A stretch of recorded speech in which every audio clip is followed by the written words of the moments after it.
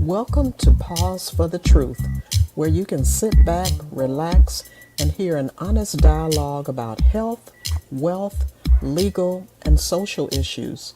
The hosts are Dr. Rogers Kane, family practice physician, and Jocelyn Turner, health education consultant, with co hosts from the Northeast Florida Medical Society and its foundation. Stay tuned for the truth about matters affecting you and your family. We're here to tell you what's really going on and why.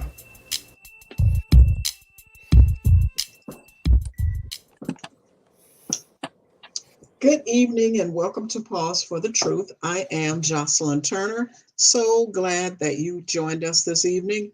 Tonight's topic is a very serious one.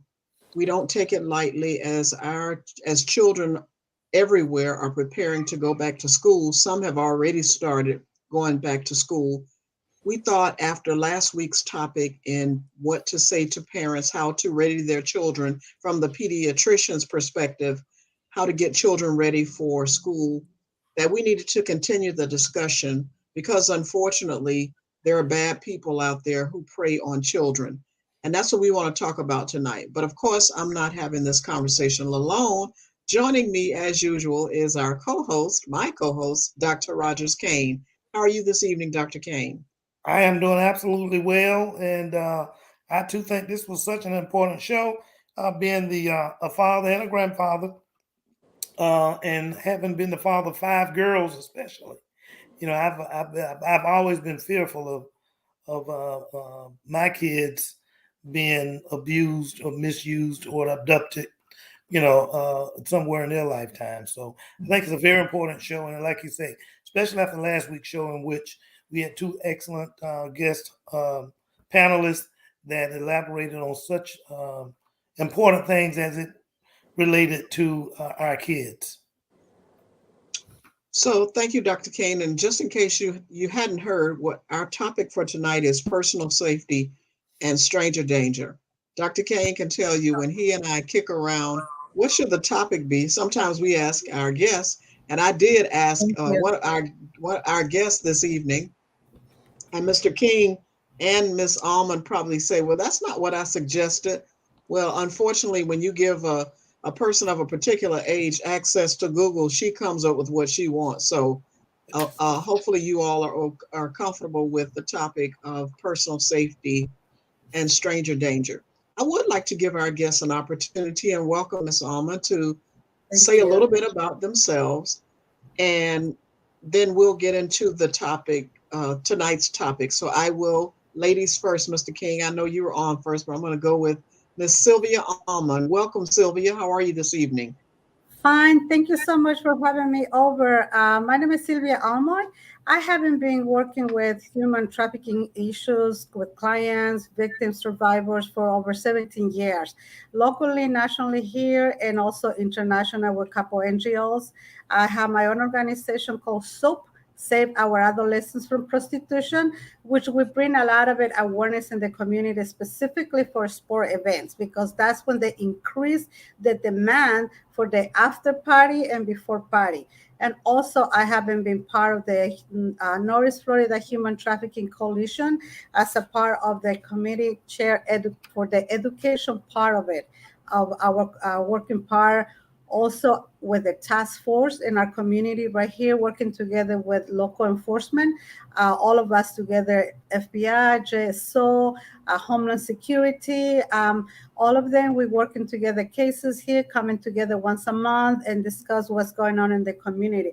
As a part of the North Florida part, my is to bring a lot of education, to go in schools, to bring a lot of awareness of what's going on in our community, how our children, specifically this topic right now for your program is so right in tone with us, schools coming up, what's going on in the schools, what's going on in our own backyard, what's going on in our streets. I'm part of another organization called Grace Ministries of Helping Hands.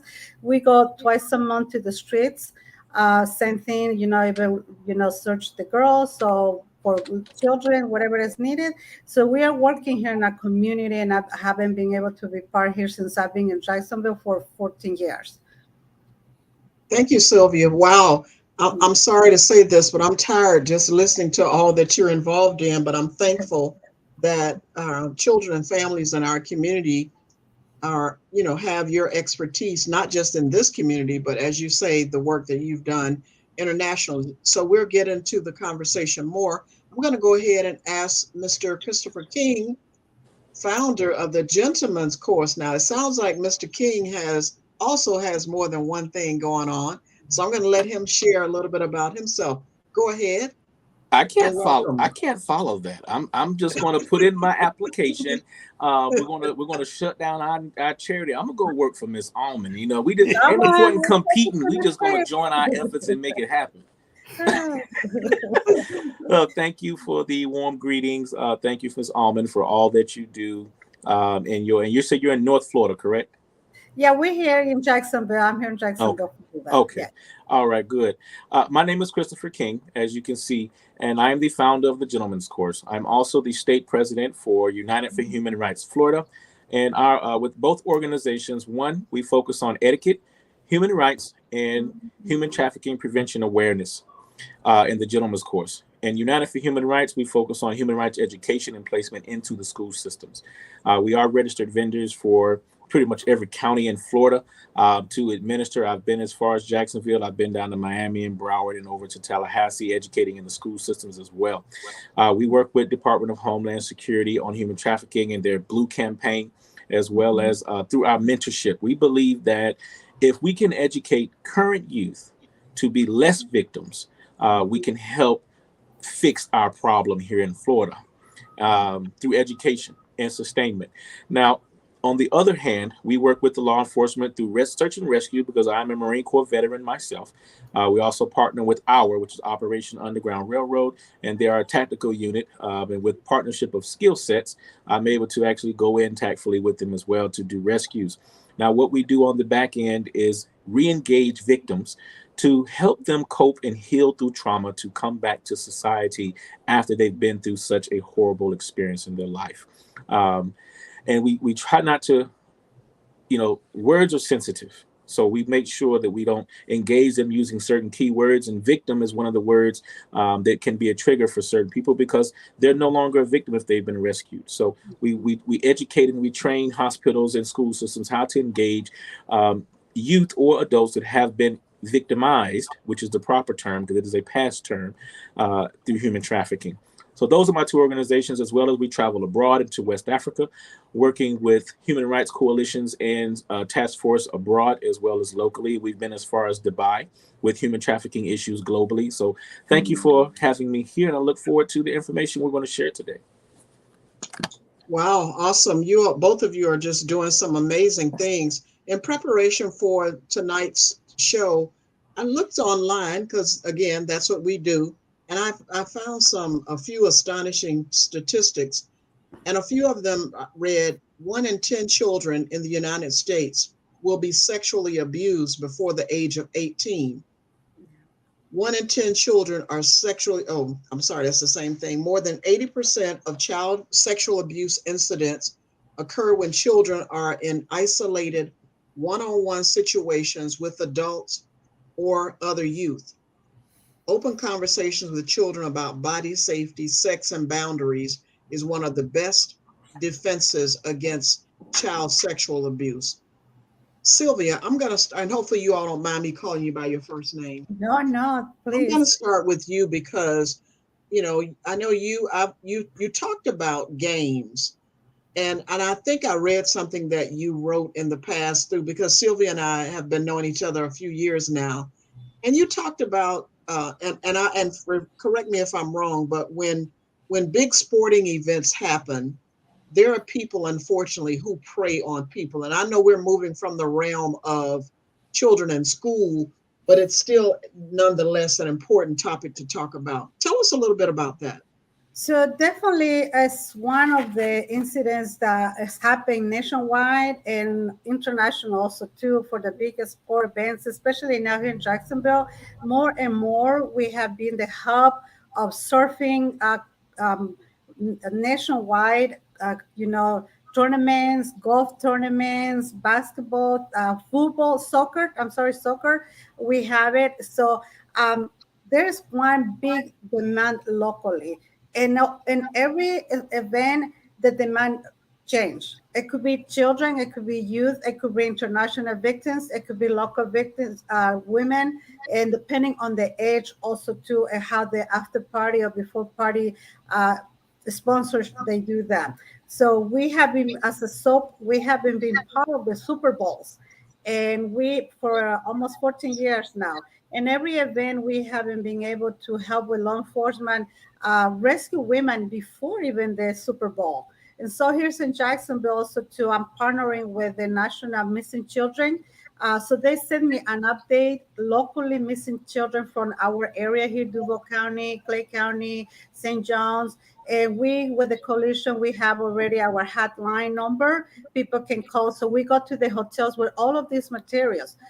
We partner with the I'm sorry, we partner also too with Share Hope that I use their materials to for my staff, the stuff that we put in for the hotels, and that help us to bring more awareness. But yes, children are being now more than ever being recruited in their own schools. Already, young older kids, maybe no longer 2 years, 2 years older than an average 10, 11-year-old child, become already a recruited in their schools. And it passed beyond now related to the gangs related that we used to, there's a lot of gangs in our county schools, but now it passed beyond even that, which combine together, but it is happening. They're being recruited in a school. They're being, asked for favors, asked because of the media, pictures being taken without their consents, without they knowing, pictures that is in the media, and it becomes the blackmail for the young girls, even for the boys, and now pornography, as I was always talk about it, pornography is one of the big issues that is happening in our youth.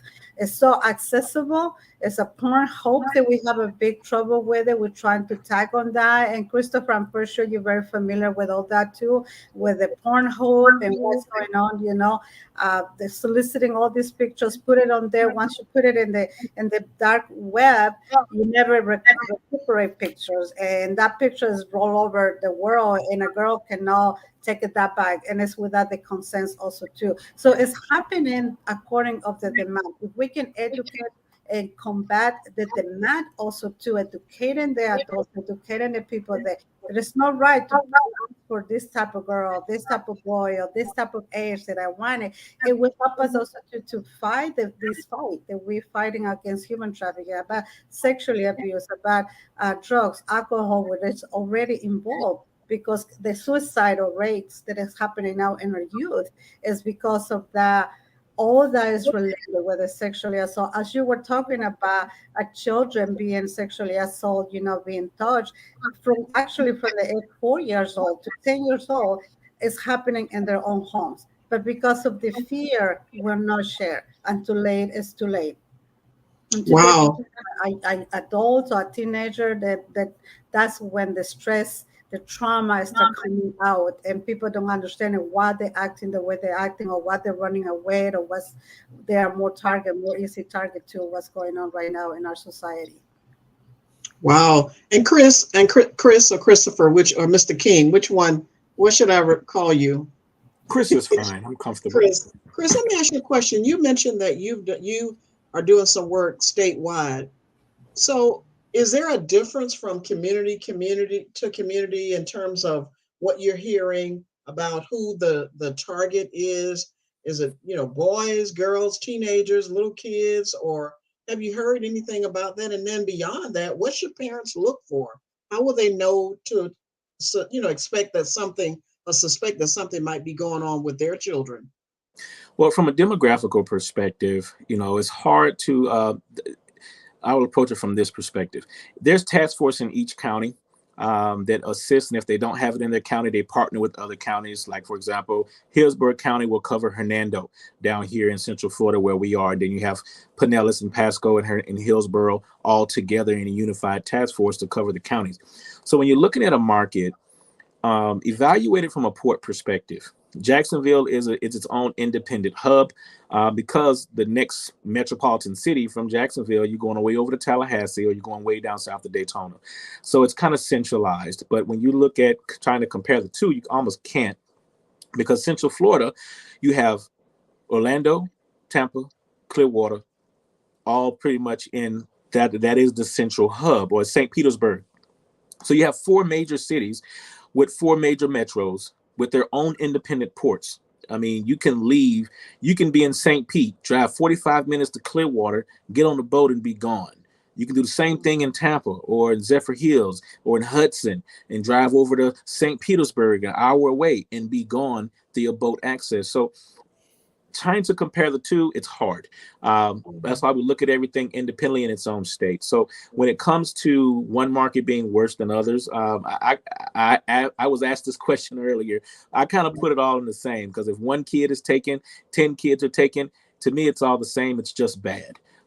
It shouldn't be quantified on any level, and I don't think any effort should be bigger in one market than the other. I think they all need to have maximum effort to eradicate this issue. Now, for as parents and what they should look for, children who are subject to being victims of human trafficking, we want to approach it from two different outlets. One, children who are reserved, who are distant, who are in essence or shy, don't like groups of people, kind of stand alone-ish, like to be individuals. Those youth potentially can be higher target risk because they like to be alone. And traffickers look for kids that are alone. They look for kids who are away from the crowd. We educate them simply to always walk in numbers, always change your path, never live your life by a robotic method. Don't do the same thing twice. If you walk to school, try to walk a different route every other day. Don't walk the same route, because they pick up your patterns. It's so many things, being aware, as the younger millennials might say today, and I'm taking myself out of the millennial world because I'm just joined the 40 club. Yeah. So, those millennials, those young people, they look at life as, oh, it's okay. And then they call it, oh, well, I'm woke now. Okay, well, we been woke a long time ago. We was woke 40, 50, 60 years ago, and we understood exactly what was going to happen, because this is not something that's new. Human trafficking just started affecting American families more so publicly than privately. It was a private industry many, many years ago. And from a monetary perspective, they found the loopholes, they found the weaknesses, and they exist. And now it's a public nuisance issue that we have to combat on every single level. And when you don't have a criminal to pinpoint, this is the biggest problem that I feel in human trafficking. The people who are being arrested when we do the raids, school teachers, OBGYNs, doctors, lawyers, firemen, police officers. Am I painting a picture that it's actually the people we trust that are doing the most in this industry, not the ones you would stereotype and say, oh, well, he's selling weed and heroin, so he might be in human trafficking too. They are not trying to get into this capital crime. They happy with their little weed charge. They don't want to come over here and deal with this foolishness. It's not something, and it's not a laughing matter, but it's how society looks at it. Yeah. It's truly, it's so public, where the sale and the publication of sex is so huge. It's in movies. I was watching a movie the other day with my kids, Buzz Lightyear, this new movie, Buzz Lightyear. Toy Story's been around for a while. We all watch Toy Story 1, 2, 3, and 4. So Buzz Lightyear, and not to shun upon the LGBT community, but they actually have a relationship in Buzz Lightyear where a female marries a female and births and has a son from this relationship, but they don't talk about where the son comes from. But you marry a woman and you get pregnant, now you have a son, and this is publicized to our youth. And my son is 10. He turned and looked at me and he said, Daddy, how does a woman marry a woman and then produce a child? So as a father, I have to sit back and process that kind of question, because this is what he watched in what they may consider a children's movie. How can we combat it when everybody is putting it out as potentially being okay in every walk of life? Sex is just, It's okay, and they want it. They want to entertain it. They want to see it. So of course, when you combat, like Miss Almond suggested, with the major sports events, how can a parent narrow the focus to educate their child when they have to combat so many issues and they're not with their child? If you What it look at, sounds to me is that you're saying that the people who committing a lot of the people committing these atrocities is those whom are some of the more trusted in society. The physicians, the attorneys, the police, those individuals who seem to be able to deem the trust not just the children but the right, parents as the well. parents, correct. And, I and mean, because they sell themselves to the parents first, if I'm not mistaken, because correct, that's their inroad into the child. That's what I correct. read. I'm glad you said that, Dr. Kane. I read that in an article that your child is not the initial target. You It's are. the parents. Yes, the parents being unwoke become victimized because they're not paying attention. They're not aware of their surroundings. They think, oh, that's the doctor. It's okay. No, my child will not go in any doctor office without me. I don't care what if that's your policy that they have to see them alone, then fine, you won't be seeing my child today. It's just not happening. So, we have to be on guard. And I'm not saying overprotective. On guard, overprotective is two different worlds, two different elements. You can be protective and be on guard. It's just you have to be aware of where your child is, who they're with, and understand the situations that just because they're there does not necessarily mean they're safe. And I'm talking about schools. I'm talking about the doctor offices, the medical facilities. Just because they're there does not mean that they're safe. You need to pay attention to your surroundings. On level 1000, it's just you can't give no passes. And one So, one thing one thing that I would like to add it to the surrounding areas also too. And these days, the malls has become the babysitter for parents. I go to the Avenues Mall. There's parents who bring the kids, drop them there at Drop the them door. off. They leave. The movie theater. And the movie theater now they're selling alcohol. I was there watching the Thorn movie, and it's happened the same element, the Bud Light, that happened same in the movie, which was Heroes, right? And now it's the same thing if you look at it. But the movies now they're selling alcohol. I'm there. Hmm. There's a younger gentleman with a young girl buying beer. How the parents going to control that part also too when they trust the movie theater as a babysitting instrument for the weekend, for the nighttime. So that's also too. It is on us as an adult, as a parent, to kind of trust but not trust where you go and where you send your children. Learn about Correct. more. What is going on in the mall? What's going on there? I did a follow up in the Avenues Mall. We did a case. Follow up these young girls. There's a beautiful, nice looking boy standing down in the shoe store where they sell the tennis shorts, shoes, right? And he just goes, the girl sitting right there in that bench in the middle, right? And the guy goes, hey, what you doing? What you guys doing? She was tired. She sits there. The other girls keep walking up and down. She's just sit by herself. He arranged the conversation, got her attention. They start talking. I was watching. I was about to interfere if she gave her the phone number to him. He was asking for very personal questions. What you doing? What do you like, honey? You're so pretty. Look at your hair is gorgeous. She's blonde, she's skinny. She's got right in the Avenue Mall. I went to the Regency Mall for the movies. Same thing. So it doesn't matter where part of town you are. It's us as adults, we have the job to educate ourselves to be able to educate our children from home instead of waiting somebody else also to educate them.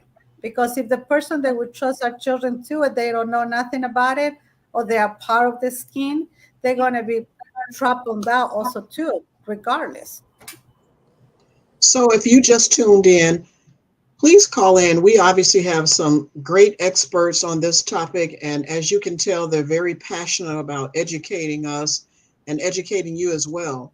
If you have any questions of our guests, dial in to 888-669-1280 as we talk about staying safe, having your children, your family staying safe and avoiding what we all used to laugh about as children, stranger danger. But it is a serious topic. Again, as I prepared for the program tonight, I thought about and actually didn't come across and wanted to ask our guests, are the people who are being preyed upon mostly Black and Hispanic children or youngsters, or is it happening across the board? Doesn't matter.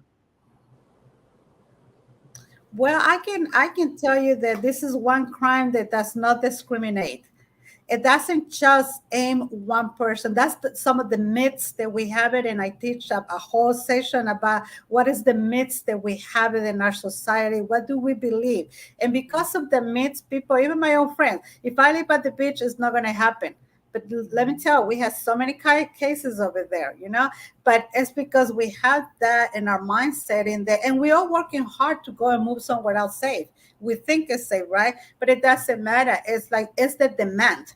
What is the demand that they wanted at the moment, at that event, at the school? What is the kids looking for, or what the trafficker or the person who is getting to them is wanted? So I have victims, survivors, up to 65 years old, 60 years old, 4 years Oh, old, wow. 10 years old, 12 years old, so 22 years old. So it doesn't really, I have a Spanish, as I have from Africa. I have a young girl just a few years ago. She was recruited in Africa for a basketball player, one of the main basketball college in Virginia, and she was trafficking, laboring and trafficking. And her roommate in the school, she's from Jacksonville. She brought her here. She knows.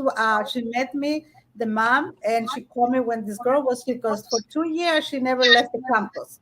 They never let her out for Thanksgiving, for Christmas, for any holidays. She stayed there as a foreign student, offering so many things. She's beautiful. She could be a model and everything. So I do international victims, the T visas, and all this stuff for them also too. So it doesn't matter the age, literally, and I'm pretty sure, Christopher, you can see that also too. It's no one a specific age. It's no one a specific. Where are unfortunately 99% of the consumers that are American all over the world. For example, I was working in Mexico, in Acapulco. The white male from here, or the American, go for boys over there. In the Dominican Republic, for young girls, and also little young boys. So in the area, you have to watch out in the countries, but different countries, different times of the year. But in here, especially, I had never seen just one specific group or ethnicity or color or race or anything. It's a crime, as I always teach, is one crime that doesn't discriminate at all. So we have a question. Are neglected kids and or abused kids more susceptible? I would say they are, because they're being already, their self-esteem is very low. They can go with anybody and everybody, or they can be resentment for the person who has them. So they become a victim even more faster than the other one. For the normal person or the normal child who's at home, it's going to take a little bit more to get it into the game, to get it into the grooming, to get it into trust me. But the child who is in the system, the child who has a home, who is a runaway, is always going to look for that somebody to love me, somebody to take me in, for a roof in their house, for a food for the day.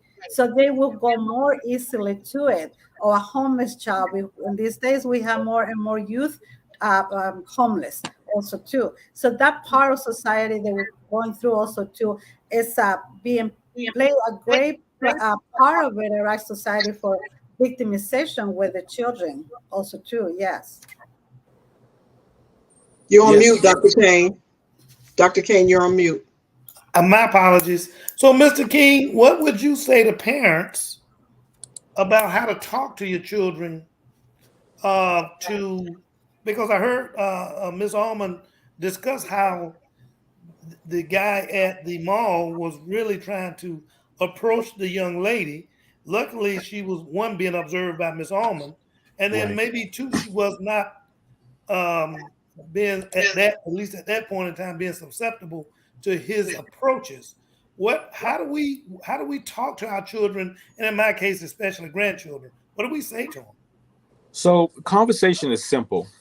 And I know that's a hard phrase to even accomplish when I say it's simple, because you have to just have the conversation. When you're talking about something so serious, there is no too harsh of a word in respect to how we talk to children, which we all understand that is a proper way to engage children. But you have to introduce the topic. You have to introduce the issues. You know how to, as an adult, I'm pretty sure you know how to desensitize and sensitize different languages and scripts depending on what you're going to say, because word choice is very important. And knowing your audience, knowing the type of child you're talking to is going to be very important to how you engage them as well, because there's no two children that are the same. You have more children that are actually educated. They are considered, as they say, woke, and understands very complex conversations. But then you have some children you have to say things 15 times to get them to really understand what you're talking about. And then you have that other apple off the tree where they have to experience that pain to really understand how what trauma is happening. You know, that hard head make a soft butt. So it's really, who are you talking to? How do you engage that youth? Truly is based on the type of youth that you're talking to. But it simply put, you have to have the conversation. You have to simply say, son, daughter, granddaughter, grandson, nephew, niece, do you know about human trafficking? Ask them, and then ask them, what do you know about human trafficking? Because before you go to educate people, it's always wise to understand what they already know or don't know. Then assume they don't know anything. So just ask the question, those two important questions. Do you know about human trafficking? And what is human trafficking to you? Then from there, you can gauge how you take those next few steps with showing them factual data, introducing them to the National Human Trafficking Readiness Task Force website, Department of Homeland Security, looking at your local law enforcement, seeing what potential local events they have in the area that raise awareness around human trafficking, because they exist. And I know for a fact, last year, when the Super Bowl, 2 years ago, when the Super Bowl was here in Tampa, we did, as state president for United for Human Rights Florida, we did a huge distribution on human rights education, because human trafficking is a violation of people's human rights. So we approach our conversation in education through human rights education. That's how we approach it, easily, by combating, because human right number 4 is no slavery. Human right number 5 is no torture. Human trafficking violates those two immediate rights. And of course, a host of many other rights that belong to us as being human beings. So that's how we approach it from a sensitive perspective. We teach them one thing by educating them on something else. So what do you guys propose, Miss Almond? You can answer this.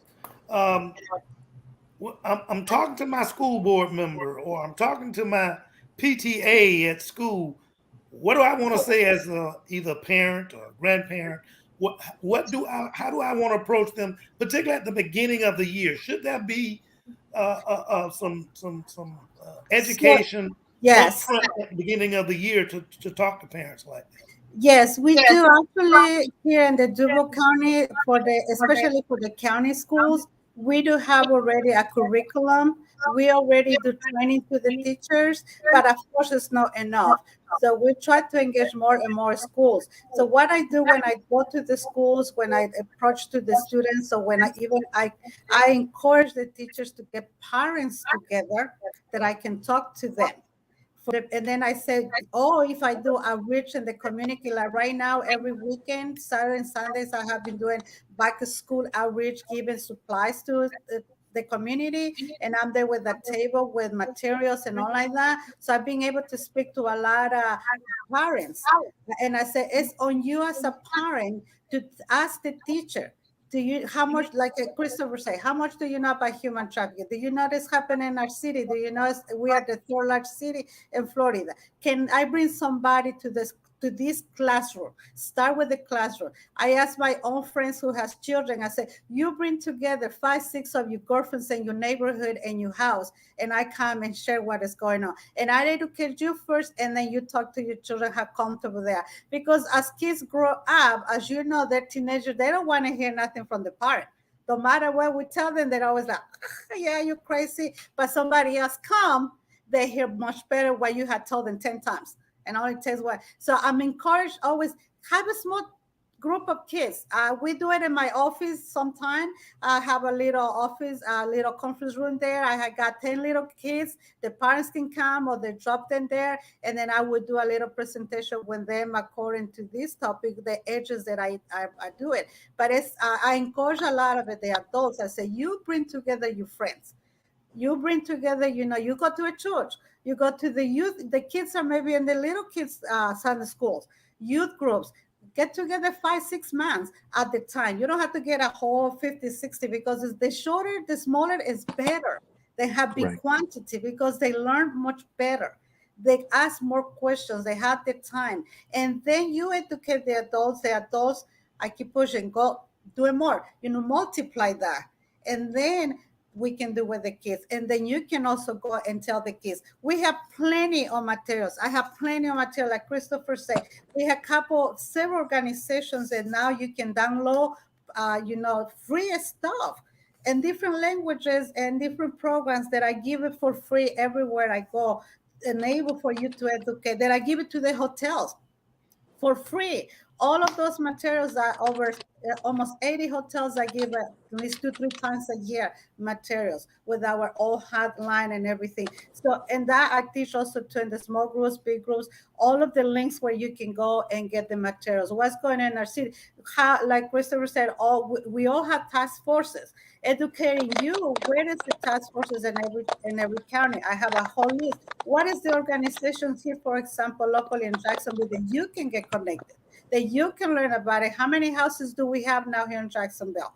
How many people is getting involved? What is, we have also another 2 teams now, 2 organizations that are working specifically for strip clubs. And now one of those organizations, we have a house there where if the girl's ready to come out of the strip club, we have a house now, and we work with trauma care, all those things. I can teach, I can show you what's going on locally here, same as with Christopher, all of those areas. As a task force, as an individual, we have all that. I have created the list of all of our local organizations here in Jacksonville area that people also can go connect and learn more about them also too. So getting a lot of materials as much as you can and read it, educate yourself. It's more easy for you to talk to the child also too. There's a lot of also too. Is there a particular website that, and both of you can share, you can put it in the comments or go ahead and we'll add them certainly on our website, resources for parents or websites that parents can go to.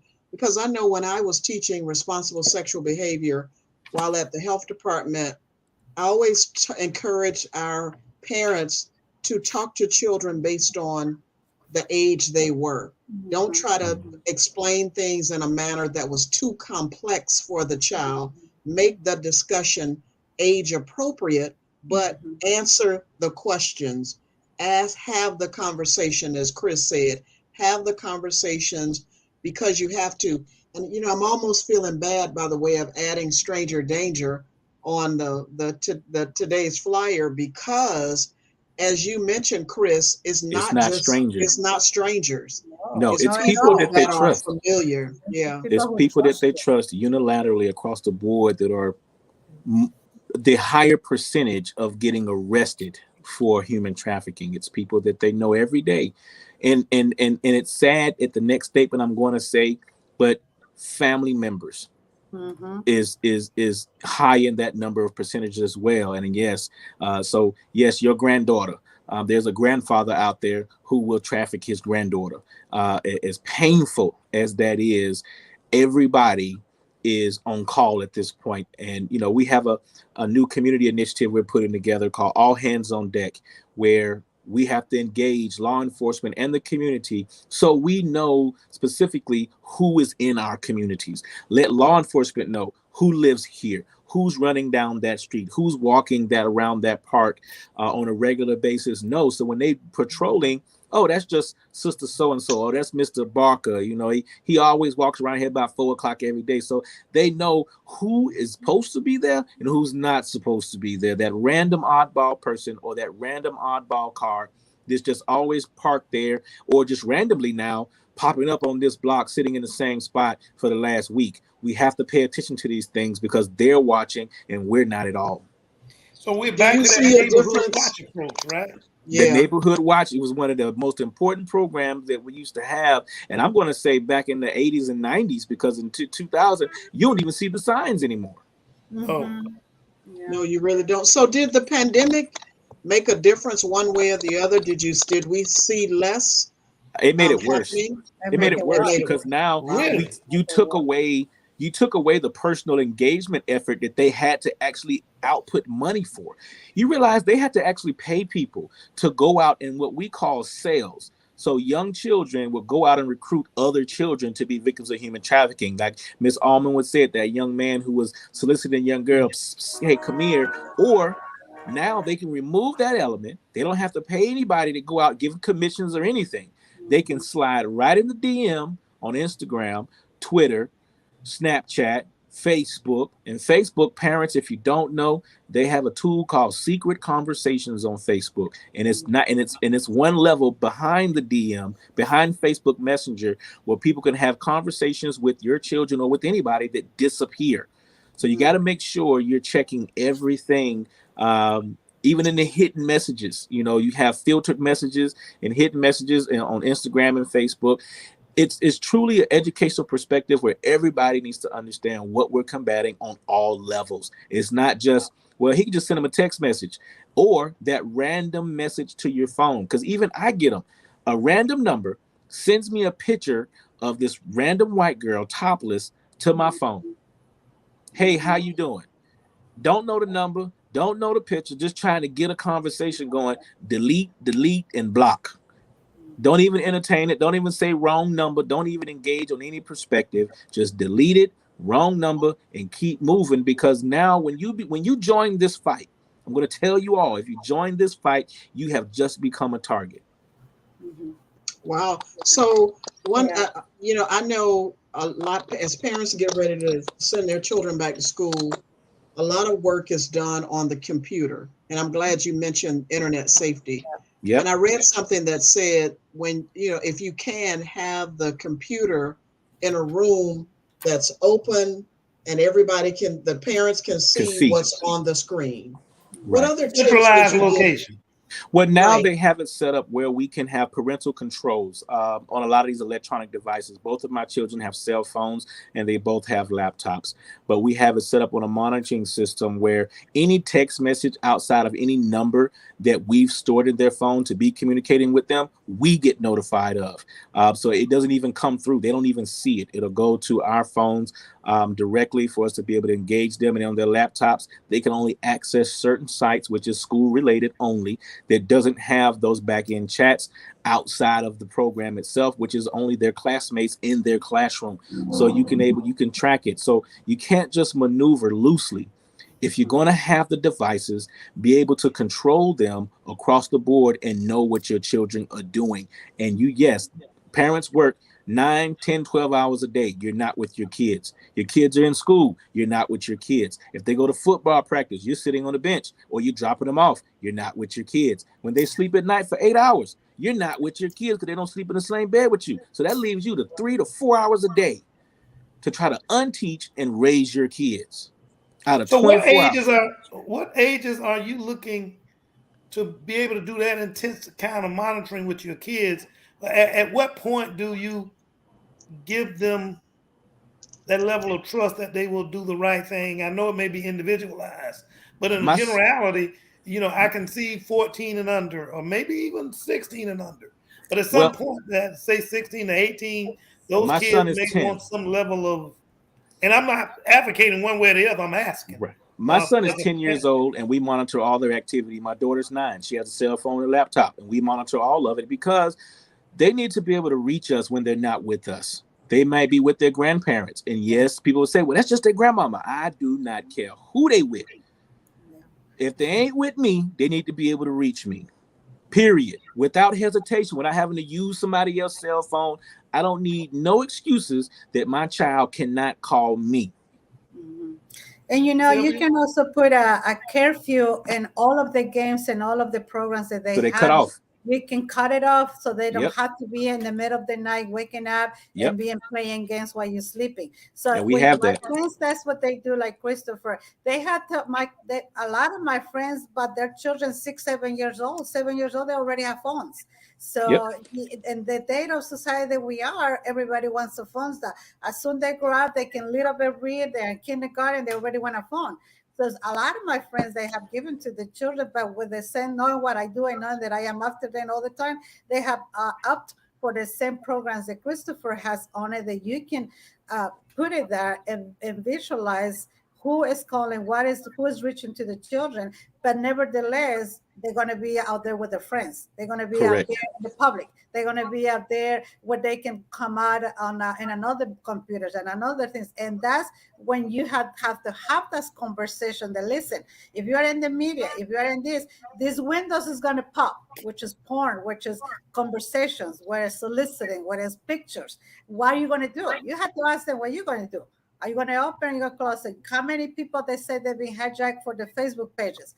And as instead of you trying to open and go to it, don't answer. You know that your friend is your friend already on Facebook, so he's not going to friend you when you just talked to them 1 hour ago. So yeah, it's a logic also too that we mechanic, and we say, oh my gosh, why she's friending me again? You already know that she's your friend.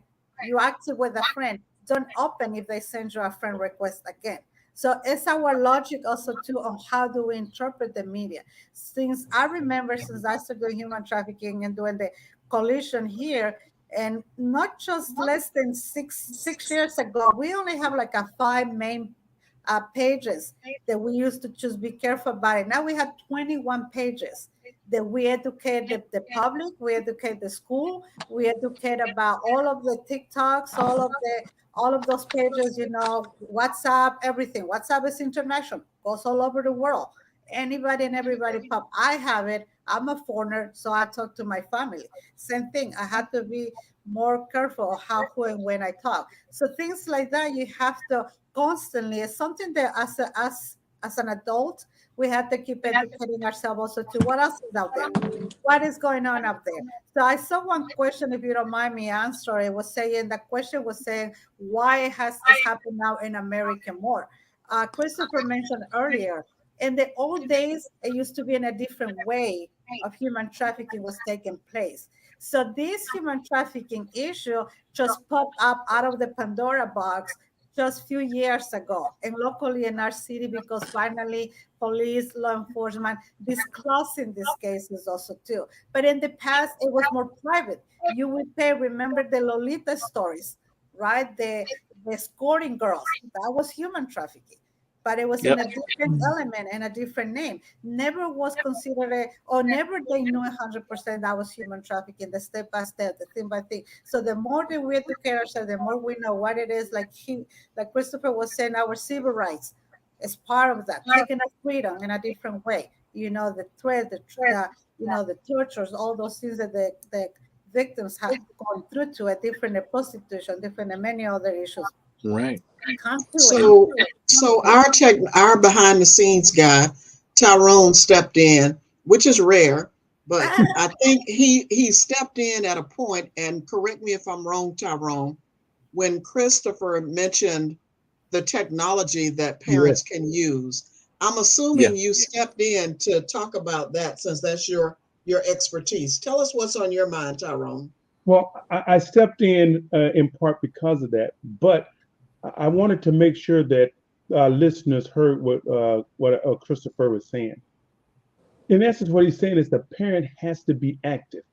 Yes. Technology and protecting your child from the challenges in technologies mean activity. You can't give your child a phone or a cell phone, iPad, and not put in place methods that allow you to guard against those who are attacking them, which means you have to now be vigilant. When you get the message that says your child has received this notice, then you have to act. You have to talk with your child, and you have to let your child know.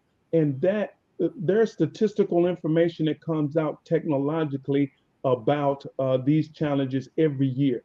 Yep. And it all boils down to one simple message, and that is parents have to be active in Yes. protecting their children from Yes. the things that are happening technologically. And Brother Tyrone, thank you for bringing that again to the light, because a lot of parents miss on one most important tool, and it's not the cell phone, it's not the tablet, it's not the computer, the video game. Yep. Now they're so empowered with giving kids PS5s, Xboxes, Nintendo Wii's, and all this foolishness, and then they slap a headset on their head, and you come around the corner, who you talking to? Oh, my friend on the video game, 10,000 miles away potentially, or across the street. You could never know what they're saying and what they're talking about. And give an example. My son, I came in the room one day and he was crying on the game. I'm like, why are you crying? He said, because they're bullying me on the game. So I took the headset away, and then he was playing again, and I just listened. And when I Yep. tell you some of the things, I didn't say anything, I didn't engage. He played, and I just had the headphones on, and things they were saying, the comments these kids were making, the language they were using, it's astronomical that what they think, as we always say, you think you can get away with it because I ain't paying attention.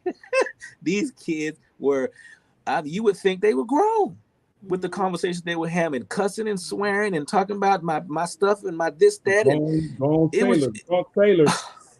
So sailors.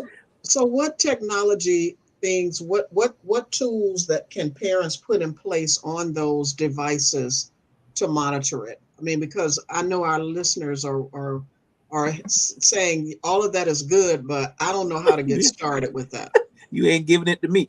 Google has one. Google has parent monitoring within Google Android devices. In Google, they have a system in place you can use where it's synced to your cell phone as a parent. Just look up Google Parent Monitoring in Google, and it'll show you the pop-up right there in your Play Store for the kids' devices. There's another one. I have to get my other cell phone to get the name of it, but I'll make sure I send it out to you so you can email it or post it on your Facebook or marketing pages to your parents. And he's absolutely right. So you have both Google, Apple also has a kids filtering process. But the other part is if you have Comcast in North Florida or AT&T as your broadband, all of them come with parental filters built Yep. into them. No additional cost. It's a part of the service. It Yep. just requires you familiarizing yourself with the tool Activated. and activating it. Because now what this does is it allows it to be screened before it gets to the device. That's what I said. Well, my children don't even see it. It comes to our phones first.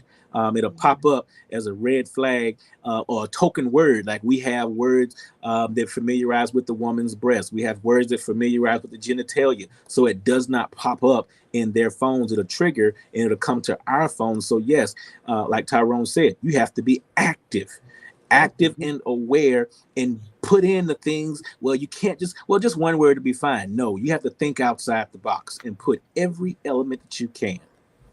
And then I want to go ahead. go ahead, Tyrone. And the other thing is simply within there are already presets. So they're Yep. going to be the most common words that are being used to solicit are going to be in there. You need to go through that list, and then you need to add words that are Urban. appropriate for your generation, for their generation, and for their ethnic group. All Yeah. those things are extremely important as you're filtering it. But what I was going to say before you came in there, that was it's simply we use Google and YouTube to find everything else that we want. So Right. why wouldn't we use it to protect our children? You can Right. watch a video that will take you step by step for whatever device you have to protect your child. Go to it. Listen, I'm taking a Miss Turner approach. We're coming up on this hour of such interesting conversation. Oh, it's I gonna be a part wanted two. to make sure we did at least address a couple of things real quick. We made it about children on this show, but we also have women, especially women, that are being abducted, and trafficking, much like illegally in terms of human trafficking. Anything any of you guys want to give us in terms of? I know they're adults and it's such a broad ranging topic, but I didn't want us to go through this hour and at least not address some of what adult women especially are So facing. there are many categories of human trafficking, and you have sex trafficking, you have labor trafficking, you have organ trafficking. There's all different perspectives of human trafficking or subcategories. And I want to make sure society understands that, yes, women are publicized in the media as being the target. But I'm here to educate you that men are just as equally targeted, because a man can do one thing that a woman cannot. And as horrible as it is get pregnant. When a woman in human trafficking becomes pregnant, she becomes non-commissionable or non-working. And then the baby becomes an asset and a liability. But that man will never stop working. He will always be available. So equally across the board, it's a horrible world that we're in, and a horrible thing that we're dealing with, whether it's man or female, child or adult, young or old. For a person to want to sell and make profit off of another person, another human being, human to human crime, that's what makes this so worse. Human selling a drug, you have a choice to go buy that drug. But this particular crime, you've removed the choice from a person, and you're forcefully doing it against their own will. That's what makes this worse, and a higher profit gainer than guns and drugs. Yeah, and So I even one think thing, about college students. I'm sorry, Sylvia. I even think about yeah, so one thing that I can add it to that is the same thing because of the media for the adults, for women and men, because in these days, what do we have in the media for adults? Dating. How many dating sites do we have it? Looking for jobs, moving, transitioning to another cities, another states. I happen to several friends of mine moving from here to California. So it's because 100% everything has been increasingly because of the media for the children as it is for the adult. Uh, Yep. Dating sites, looking jobs, looking for house, looking for apartments. You interact with people that you don't even know, and everything is online. Even myself, 15 years ago, when I moved here to Jacksonville, I did the move everything online. And that was not even all these websites or dating or sites for me look an apartment. I just make a phone call, came one weekend, look an apartment. I kind of like it. I did everything on phone and I was here, and now with the media. So the media sell, the media buy. So what it is there, how do we expose ourselves? How the loneliness or whatever is going on as an adult also too, there's we're tired of certain things. We want to move, we want to change, we want to meet other people, other genders, whatever it is, black, white, tall, foreigners, it's in the media. It's in the media. Here in Jacksonville, we did a stain about it in the Latin community. There's somebody, an Americans was selling international Latin American food. And one of my male survivor, actually was able to spy a business card that they were passing in an apartment saying, if you want food for Central America, I have it. Call this number. So things like that, they will just track your attention for according whatever it is. And it was all about Central America, South American women and men. And my own survivor, he was able to find out, he knew it, everything. So he's telling me, Silvia, look this car, what do you think it is? We look at it, we interact, we put undercover police, and that's what they were doing. So the media, all those things, it's our strength, but at the same time, it's our weakness. So how do we balance that? How do we right. be aware of that? We have to know the bad actually more than the good. So when we know the Yeah. bad, we can combat with the good. And that's what I teach. I said, learn all the bad stuffs around you. Learn what's going on in the school. Who's killing who and what's going on? And then try to find the answer. Combat Try that with to the find good. the good in it. What can you Yeah. do to educate yourself? Get people Right. together, advocate, find it out the good things that is in the city after you find the bad things. So that's usually is what I tell people all the time. So this has been a very enlightening conversation. And as Dr. Kane warned you a few minutes ago, this is the hour, this is the time where I say Thank you so much for a very engaging conversation. At the end of the show, we like to give our guests the opportunity to say their final thoughts for tonight because Christopher has already said this was just part one. So, Sylvia, that means the two of you will be back, and we certainly appreciate that because this is a very important topic that we can't address everything in 1 hour. So, we will give you an opportunity now to share your final thoughts as parents are listening or individuals are listening about this important topic of staying safe. Sylvia, I'll start with you. Yes, first of all, I just want to say thank you so much for coming, you guys, with this topic and people get people engaged in the community, bring people to educate is so important, and thank you so much for being part of our awesome panel and be here. And my goal is keep educating. What I can say it is the more we learn a little bit different topics of different things and broad our understanding. The Bible, the word, everything it says, people perish for lack of knowledge. And it really is. The more we learn about the media, the website, the Google, what is good and what is bad, what can we do? Engage in conversation, ask questions that you can even know yet the answers. So engaging in the community, get whatever you go, always say, please ask questions, ask questions, ask questions, ask questions. Even if you don't find the answer right away, ask questions. So I think at this type of conversations and this type of programs that you guys have together is so important in the community to help us to understand the different topics that are happening locally as can happen, other counties and nationwide, not just focus on other issues that affect our families, affect our community. So I'm really grateful for you guys having this program alive, and bring people and bring educators and educate ourselves for what is going on in the community. Thank you so much. I guess we Thank will be you, back Sylvia. again. Yeah, you'll be back. Thank you, Sylvia. Christopher, what about you? What are your final thoughts for tonight? I hope, thank you again for having us here, Ms. Turner and Dr. Kane. Tyrone, thank you for that brief meeting we had. I hope, man, you can just get on the phone and talk again. We got a lot in common, and I love to pick your brain on a few things technically wise, but ultimately, amazing show. Thank you for what you guys are doing and pushing forward. I can't wait for part two, as well as our audience listening. I know my pastor and first lady are listening in. They've been texting me while they're listening in. So thank you for tuning in, Pastor Butler and First Lady Butler, as well as all the listeners out there. Thank you for tuning in. I hope you got something from this. As much as we covered, up and be active. Wake up and be active in your kids' lives and the activities that they're doing. I'm not going to give you my social media. I don't care about that. I want you to log on to the Department of Homeland Security website.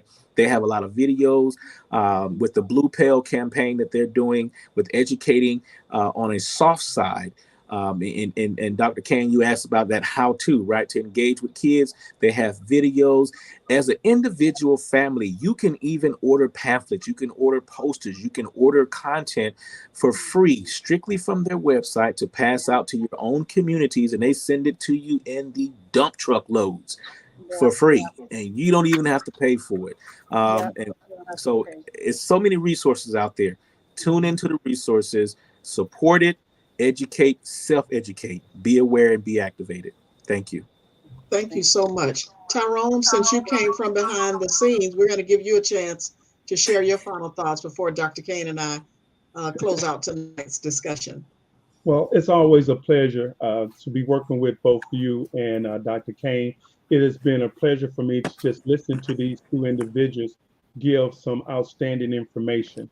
And you know how it is when you are techie and you hear the terms come up for tech, it's hard to sit in the background. So I had to come forward. The only thing that I want to say with regards to technology for parents, for listeners, for viewers, that the ideal of it is way more difficult than the process of it. Yep. Get engaged. If you want to make sure that your children are safe, that you are safe, just take the time. Once you put in the time and the effort, it's simple.